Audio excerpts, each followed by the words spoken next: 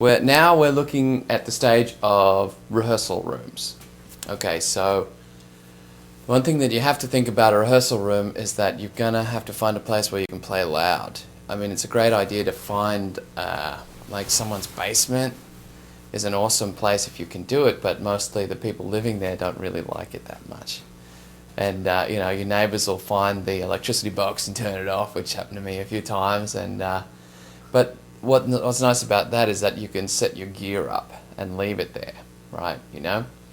So look around. There are rehearsal spaces that you can hire too that already have PAs set up, but unfortunately you have to lug your gear in, set up, and then undo it. So the trick is to find a place where you can leave your stuff set up, and so then you can really engineer the way that you can set up the sound. Because what you want to do to practice is set up a spot so everyone can see each other. Because at this point you're trying to formulate your sound, right?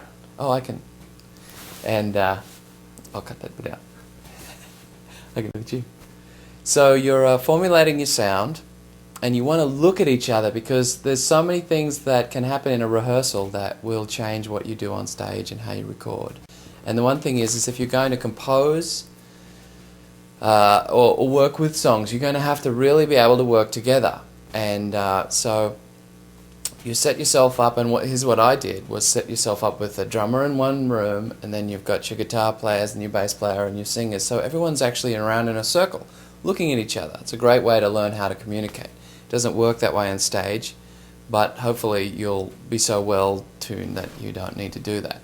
And so what you need to do is set everyone up, like I said, facing each other, and you need to set it up so that you can all hear everything that the other guy is doing, and not have one guy way too over and one guy really too soft, because you run into this kind of problem, especially in a smaller space. And we'll talk a little bit about the size of the space in a minute too, where you've got a drummer who is incredibly loud. It's just usually the case, isn't it? You know, because that's what drummers want to do. They want to play louder and faster, like the jokes, you know. How can you tell it's a drummer on the door? It's playing louder and faster. I mean, the knock is louder and faster. So, what I've done on occasion is actually set up buffering systems, which can be a baffle or one of those plexiglass things in front of a drummer, so that he doesn't dictate the volume of the room. That's one thing you can do. Another thing you can do is get him to use smaller sticks just for the moment, so that he doesn't make as much noise. You can even get these things called blast sticks, which are little, you know, they're almost like chopsticks. And then it helps you learn how to work together, because when you're on stage, you can use sticks and be that loud and still it'll work fine. But in a rehearsal room with a small room where the sound doesn't escape, you just run into problems, because the thing is, if you're so loud that it just turns into this visceral mush, more than often you can't really learn. You can't learn and change and hear things. All it is just this kind of intensely physical experience. What you really need to do is to get it so that it's loud enough so that you're being physical, that it's physical still, without being so loud that you know, you just kind of get cross-eyed because it's so loud. There's this gigantic you know, quad box in the corner, and everyone loves a loud Marshall. Well, all the guitarists do anyway. Because the interesting thing about guitar amps is that they're really directional. So depending on how and where you point them is really critical.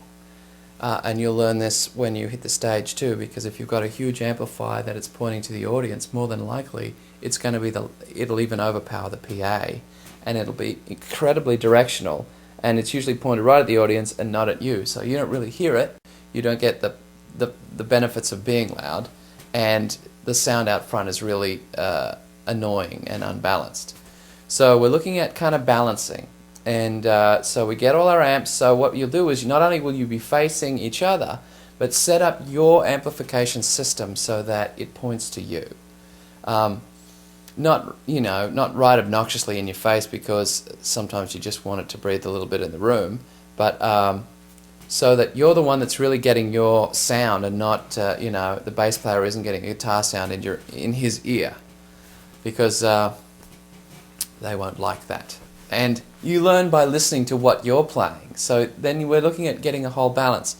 And at this point, you want to really think about the vocal PA system too, because it's really important for the singers to be able to hear themselves, and to also have enough volume that they can work dynamically, that they're not pushing, that they're not screaming all the time just to be heard over the drummer, unless that's the sort of music you want to make, which is a genre in itself.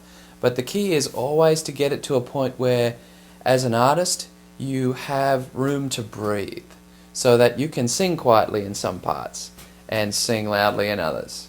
So I would really recommend getting a good microphone, which is the industry standard microphones are a Shure SM58, which is a really, really good vocal microphone, and they reject.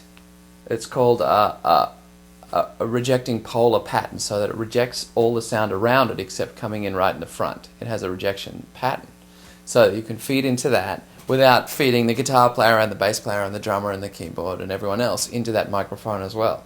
Then it won't feed back then. And the other thing is to get a really good big monitor system, so that you can really hear yourself sing. Because in a rock band, it's electric, and you get the experience of when you're loud enough, then you have all these shadings and colors, this is vocally speaking, that are available to you without just being kind of one-dimensional. Because the key is to not be one-dimensional and one color. You get, it's if you're going to be like, for example, a band like Nirvana, their sound was loud and soft, so there would be kind of soft passages, and then there would be everyone screaming, and then soft passages again. Even the guys like that, so hardcore that they were screaming in your face, had shades to it, because you have to kind of set up a context. You have to set up one idea and show another idea in relief to it. I mean, that's the sophistication of the art. But we're still just talking about the rehearsal.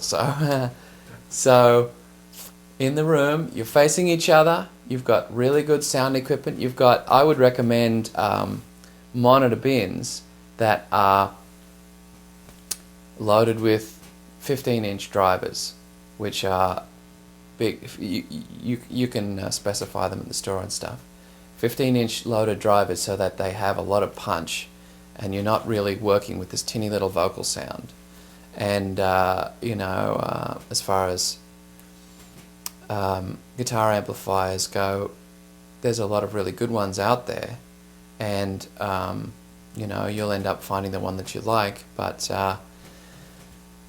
be careful of buying just too much, and then end up not working really well with the group.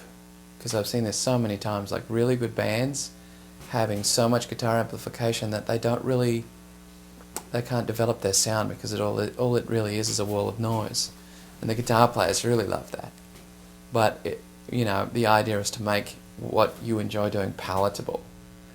So just to recap, in our rehearsal room, we've got everyone facing each other, everyone with good amplifiers facing them, and so that everyone else can hear them, and good vocal system, a good microphone, good monitors on the floor, and an amplifier or a little mixer for the vocal system that has an equalizer, so that you can equalize out the feedback sounds if you have a really bad room, which occurs if you have standing waves in the room, which we'll talk about at another time, and just kind of squeal them out along the equalizer, and so that you've got a really good vocal sound. And I think it's really essential to get a reverb going too, because if you set up a reverb in your vocal PA, it gives the vocalists room to breathe.